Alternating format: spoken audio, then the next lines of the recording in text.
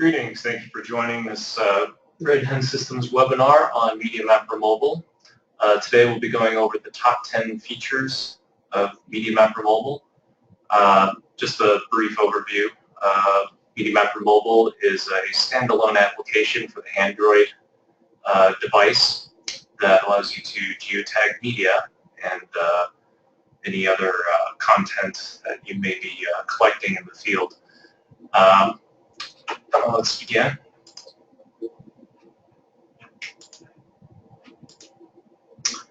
So again, it collects photos, videos, and georeferences them. You can record audio notes in the field as well, mark points of interest. So if you have a particular landmark that you want to reference later on, such as fallen tree limb or down power line, you can actually have custom names in MediaMapper Mobile and then mark those features as you are in the field and collecting data. There's also a feature for building customized form data that can accept georeferenced photos. So if you have a requirement of filling in more detail than just having a picture, you can actually build a form in MediaMapper Mobile and fill in any necessary data fields referring to that subject matter. You can also connect various sensors. You don't have to use the inbuilt Android GPS receiver. It can connect to an external GPS receiver via Bluetooth. You can also connect a laser rangefinder with the MediaMapper Mobile app. You can also connect to external cameras. Two cameras that we primarily, well, three, are the Nikon D800 and D810 and D300, as long as you have a Bluetooth CAN sensor. And you can also connect to a GoPro camera or a Sony FDR X1000, Sony 4K steady shot that we can also connect to and control remotely. For reviewing data in the field, there's a track log that can be overlaid on a map in the application itself. And there are still other features that we won't really have time to go over, but we'll just talk about the main top 10. So again, yeah, geotagged videos and photos, and the photos are geotagged in the exit metadata aspect of the photo, and it's pretty standard to do that, of course. So after you've collected your data, you can view it in most, pretty much any photo viewing mapping software. However, the videos have a companion XML file which will describe the relationship between video timecode and location on the map.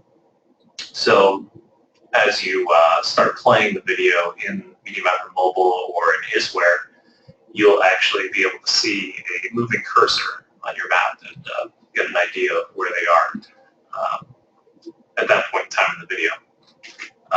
Videos are recorded in MP4 format, which is pretty common. In MediaMapper Mobile, you can actually adjust the quality settings of the video.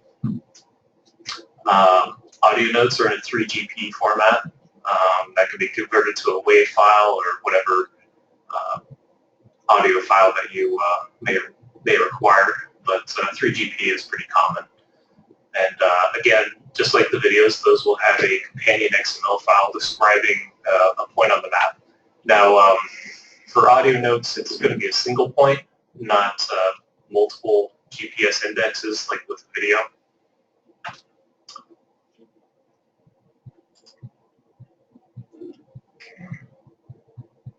When you have a list of track logs in media, there's a map viewer that allows you to actually view individual track logs. So it'll show the starting location, and you can actually click on the the track to see more detail of different points. You can switch between the street map, satellite map, and you can even go to your offline maps. And I'm just going to show a brief video on that, what that looks like.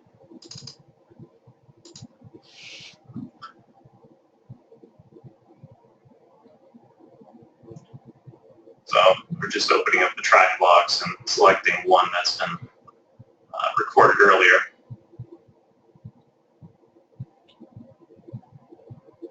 And this is just in the Fort Collins area. It's a pretty simple track. There's a beginning and end point. I believe it's from a drive that we were doing up to CSU. Now, we didn't have any features in that data collect. We were just doing a simple track.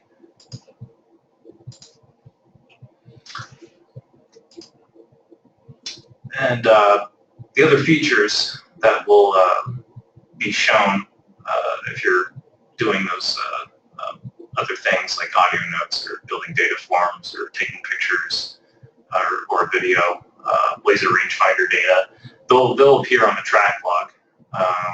So the audio notes will appear as little phone-shaped icons, photos or purple cameras. Laser rangefinder data is basically 2 points in the shapes of rulers, and they're color-coded red and green. You can see them there on the right. We'll go into more detail later about that. But yeah, it's just kind of a quick, simple way of reviewing your data in the field. Double-check yourself if you need to go back and do something again so you don't waste time later on. You can produce KMLs. Yeah, the track logs are converted from the MIA into KML files upon selection. They can also store GPX files if that's a requirement. It just needs to be checked off. I believe it's checked off by default in MediaMapper Mobile. It's just under the settings. But otherwise, it can store the track logs in the MIA and GPX formats. And then those can be brought into Google Earth, and then you can see all the data that was collected. There's also a feature that's related to this. If you're doing a sequence capture in MediaMapper Mobile, so it's basically an intervalometry type task, you can actually build a tour, KML tour, and that will basically, it's kind of like a slideshow, except it's performed in Google Earth, so it'll actually navigate through the Google Earth application, going from one photo to the next as it was captured. So to get you a better sense of what direction they were pointing the camera and which way they went. So it's kind of a low-level immersive feature. The geotag forms, again, those are customized, so you can actually select the however many rows or columns that you need. There will be automatically a georeference lat, long, and address in the top left. That's there by default. Then if you have a photo that you want to associate with that point, on the right side you can actually do a long press, and then the app will go into camera mode, so then you can take a picture of your subject of what the form is referring to. And then this whole form will be georeferenced as a JPEG. You can also share it after you've collected it via email. Let's see, and also save it. You can build templates, so you don't always have to be building the same customized form all the time. So you can build the template and then reuse that template over and over again.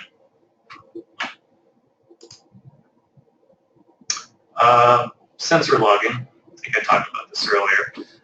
Whatever sensor is built into the Android device, can be logged and georeferenced for later analysis. So if someone has a barometer, that sensor can be logged and georeferenced as well. You can also, I don't know if you can see just below on the left side below enable sensor log, you can also set the frequency. If you change it to something more frequent, you have to be careful on battery life because that will decrease it.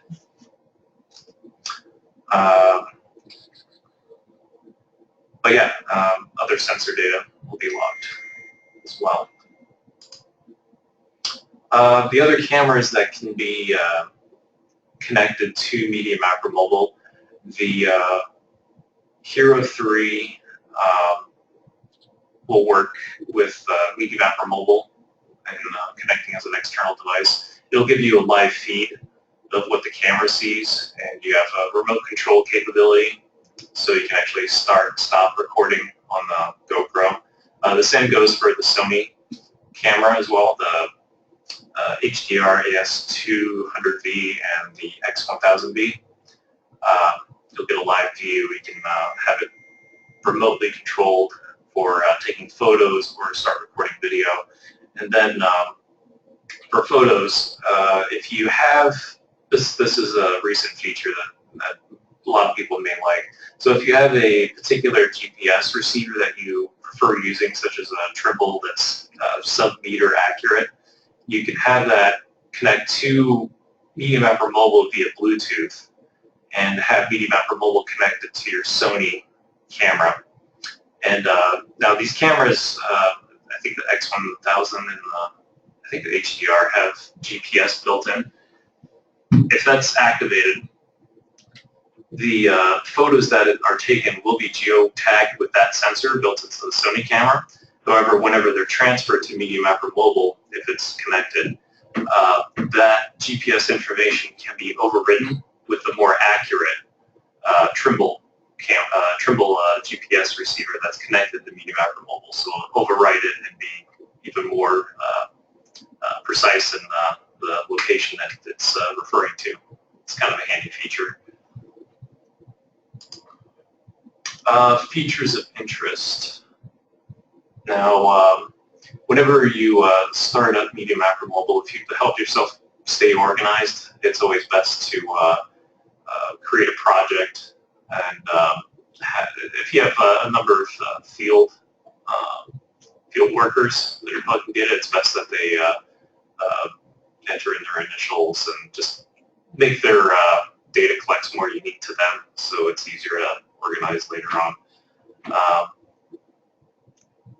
Now, it's not shown here, but there's an XML file that's inside MediaMapper Mobile that allows you to customize the features of interest names. So I think, yeah, I mentioned it earlier, so if you're trying to take pictures of some sort of disaster area where a tree limb has fallen or damaged sidewalk or anything that is relevant to what you're doing, you can customize the features of interest in MediaMapper Mobile so they're relevant to what you're doing. Intervalometry, I mentioned this before as well, but after you've taken your photos, you can review them in Google Earth, or you can review them in MediaMapper Mobile itself. The interval in which they're taken can be time-based or distance-based. So if you wanted to take pictures every 10 meters, you can do that, or every 100 meters. That also is a capability. Now, connecting the laser rangefinder, we primarily work with true pulse lasers, but as long as the laser is Bluetooth, chances are it'll probably connect to MediaMapper Mobile. It's pretty easy to set up. I mean, these are basically the slides you see here are basically the steps required. I even have a video I'll show here in just a second. But you basically just connect via Bluetooth, select the laser rangefinder feature, and then you can trigger the laser rangefinder remotely. And you'll receive a beep feedback indicating that data was received from the laser rangefinder, and you'll get all the details relevant to where you are and what your target's location is.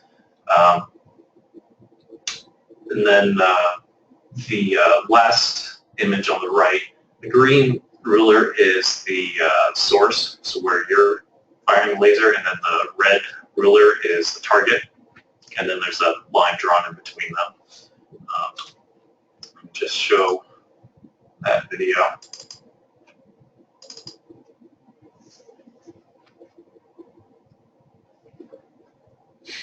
So here's Ian, just taking a shot at that gazebo off in the distance on the right. He's received data. Now it was kind of bright, so we had to take this inside to demonstrate how it works. So this device, mobile device, is connected to the True Pulse, and you just press trigger LRF, and then you get results. Just a closer up view of what that looks like. You can even save your data onto the device.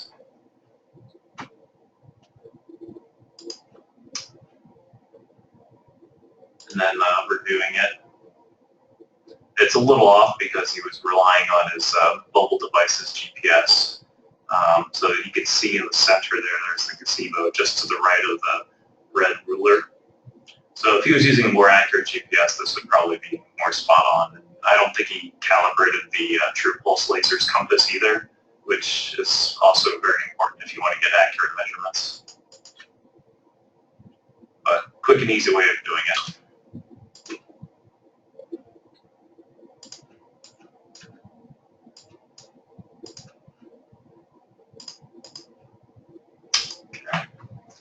And then this feature is pretty handy. It's we call it the photographical triangulation.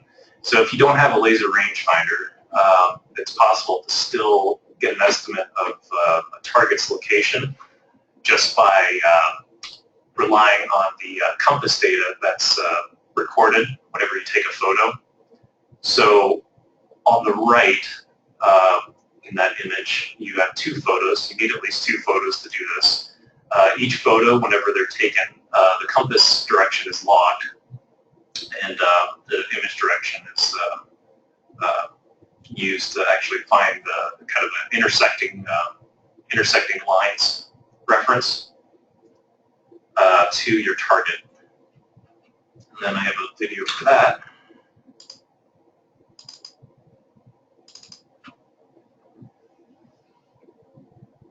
And then we just did this outside of our building. So Ian's just taking one picture of that street sign across the street. Now he's taking a different angle, the same street sign.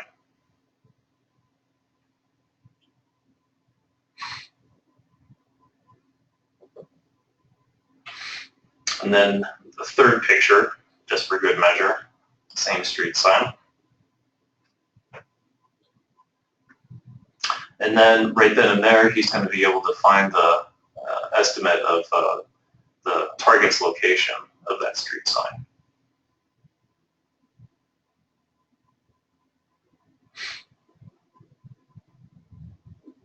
Now this is all based on just intersecting the compass direction or image direction of each picture.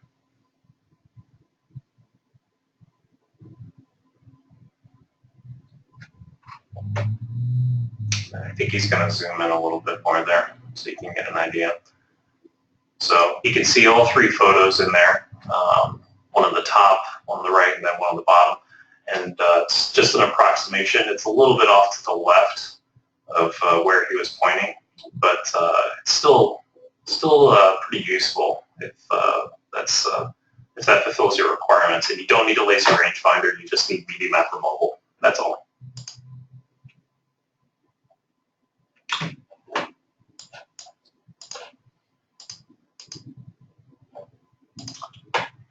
Okay, yeah, I think that's about it, but we'll leave this open, this last 10 minutes open for questions.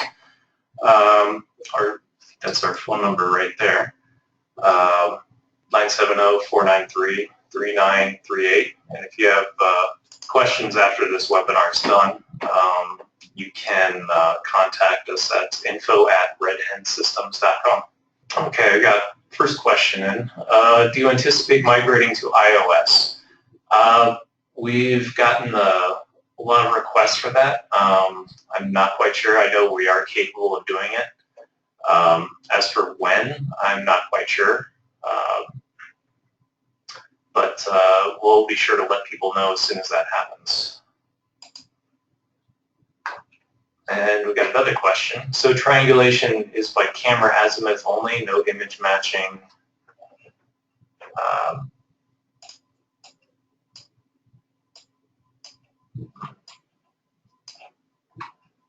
Structure for motion? No, it's not using that at all. It's just using the image direction, that is all. Yes, there are trials on the Google Play Store. It's is it a 15-day? Yeah, it's a 15-day trial. 14? Okay. The trial, I believe, might be a little bit outdated. I haven't checked, but I think it still has the triangulation feature. Do you know if it's been updated to like 2.5 or 2.5.9? Okay.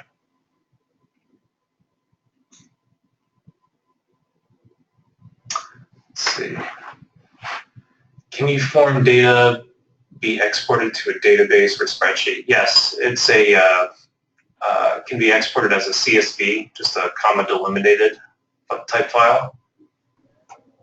Do you have other products that integrate with ArcGIS? Well, we do have an old version of GeoVideo, but that is not compatible with the most recent version of ArcMap 10. We are currently doing some market surveying to see how much interest there is. I think there is still quite a bit. We've gotten a lot of requests for up-to-date version of GeoVideo. Right now, our workaround solution is using a combination of gem to MISB and full motion video. And if you have video captured from MediaMapper Mobile, that can be converted into a KLV type metadata structure and then viewed in full motion video, which is a plugin for ArcMap 10. Yeah, that's basically our current workaround solution, but we're still looking into creating a new version of GeoVideo. Can a standard heading with project identification information be established within a template? Now, is this referring to the form data? Okay. Yeah, I mean, whenever you build a template, any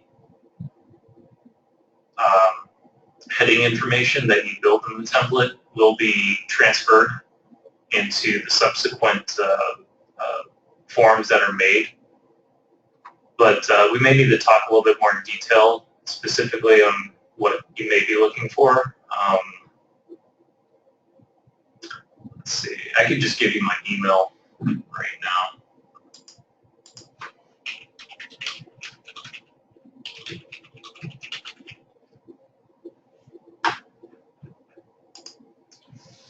Okay. I think there was another question. Oh, how much battery does it consume? Yeah, I mean, depending on how much you have connected, so I mean, if you're connected to an external camera, such as the Sony, that's using Wi-Fi, and that does consume quite a bit of power. So I want to say you probably want to invest in some batteries if you're going to be doing a long patrol or having an external power supply connected. But if you're just doing track logs and taking photos periodically, it doesn't consume much battery power at all. I think it'll last for maybe 11 or 12 hours. But that's with my old Samsung Galaxy Nexus. I'm sure it's gotten a little bit better with more modern phones. But again, if you're doing a lot of stuff at once, be wary of how much battery usage you're consuming. So it's a little hard to answer that. It just depends on what features of MediaMapper Mobile you're running and what devices are connected. What are projected costs? What are projected costs associated with the app? I can't answer that myself. We'll have to discuss that with our developers and sales team. I'm not sure on the exact numbers, I'm afraid.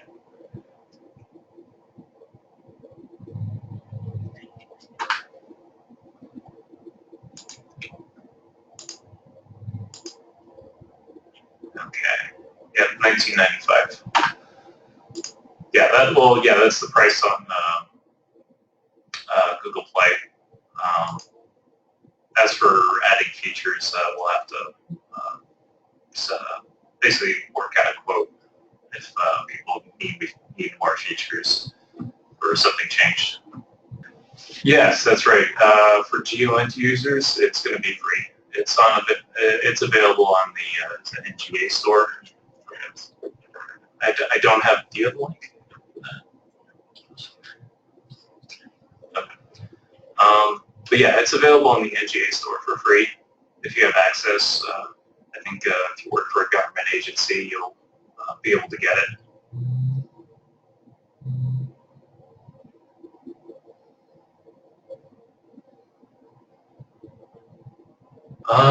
We're just coming up on 11:30 now. Just give it another minute, but if there aren't any questions, again, you can reach us at info@redhensystems.com.